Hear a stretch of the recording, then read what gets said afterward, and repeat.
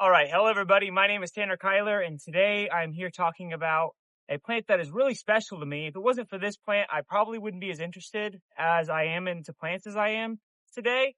So cactus were my first interest in any kind of plants, and I was out hiking out on my parents' land when I was a child here in Oklahoma. And ever since then, I actually stumbled across this cactus in bloom, and I thought it was the most beautiful thing I'd ever seen. And I was intrigued by cactus after that. We have another one called Missouri foxtail cactus that I'll feature in another video. Escobaria missouriensis, that is also beautiful. And that one also interested me. But this one right here is really what caught my eye as a child, because I didn't know cactus lived in Oklahoma or Eastern United States. And so it really was a shock to me. And that's what we're going to be talking about today, is the Eastern Prickly Pear, which is also known as Opuntia humifusa. So this guy is a smaller species of prickly pear. They only get about 2, maybe 3 feet tall at the max.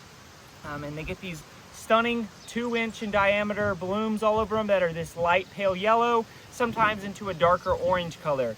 And I will throw a few clips right now onto the screen and show you how beautiful these flowers are up close. So, Opuntias are the largest family of cactus. So there are a lot of different species of Opuntias on Earth. This is one of them right here. This is the Eastern Prickly Pear, and the Eastern Prickly Pear is found all across North America and is definitely very cold hardy. So this guy is good down to around -20, -30, so about zone 5A, maybe even 4B, and proper soils. In the wild, it grows in open, dry areas on calcareous soils or thin soils that are very rocky, where there's not a lot of competition. That's why they don't get very tall.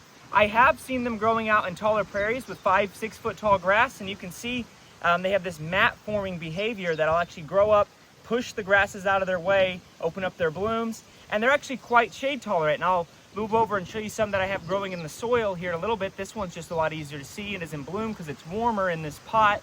The other one hasn't started blooming, but I'll show what it looks like when it's mixed in with some grasses. So they actually are pretty shade tolerant, but they do love full sun. Right here, they get about 10 hours of sun every day, and they do very well for themselves. Now these are going to turn into their fruits, which will be red in color, and the fruits themselves are edible. Now there's a couple things to worry about this cactus for. It has some spines, which I'll show up close right here, and it has normal spines that are around an inch and a half long, and then they have these things called glochids.